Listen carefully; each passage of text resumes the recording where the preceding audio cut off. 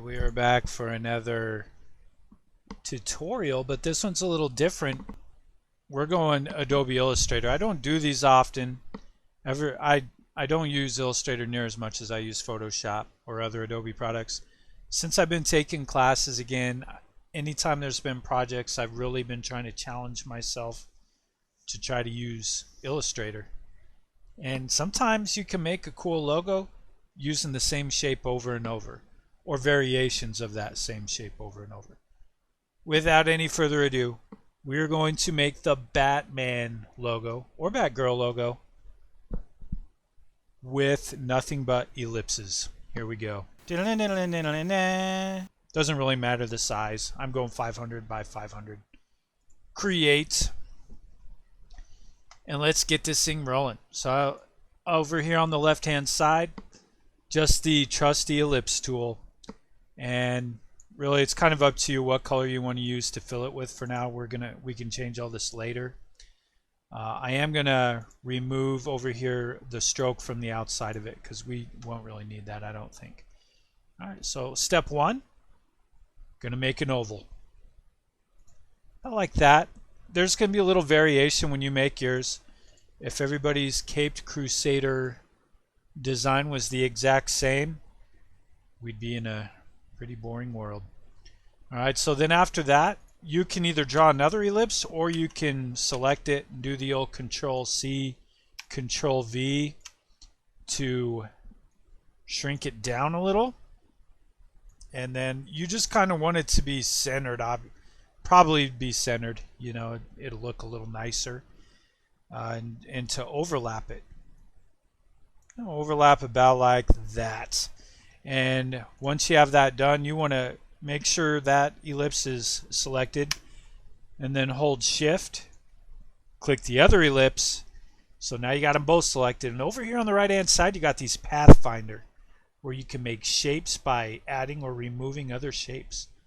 We want to use click to minus front. And here we go. Step one, finish. The top part of the top of the bat logo done. Alright, now what I want to do is go back to the ellipse tool, and this time I'm going to, I don't know, make one that's about like this. More of an up and down, more of an egg shape. Then I want to rotate it outwards. And then I'm going to Control C and Control V. And then I can go up here to Object, Transform, Reflect, and reflect it vertically. And then click OK. Here we go. And then you want these to be the same height. It's kind of up to you how far apart you want them to be. But we do want them to overlap.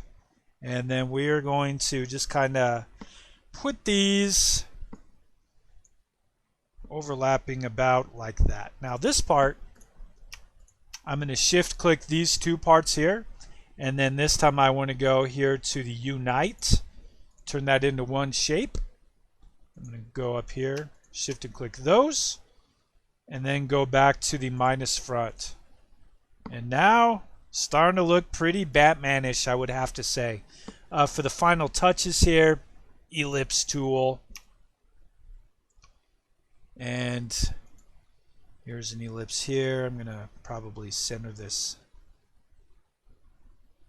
as close as I can. Come on, dude. Sometimes that little purple line is not very helpful. Sometimes it is. And then Control C, or Control C, Control V that to copy and paste.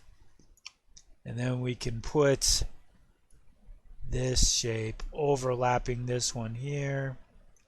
And it depends on how far up you want that to be. It's up to you. Click both of those. And then we can go, missed it, there we go.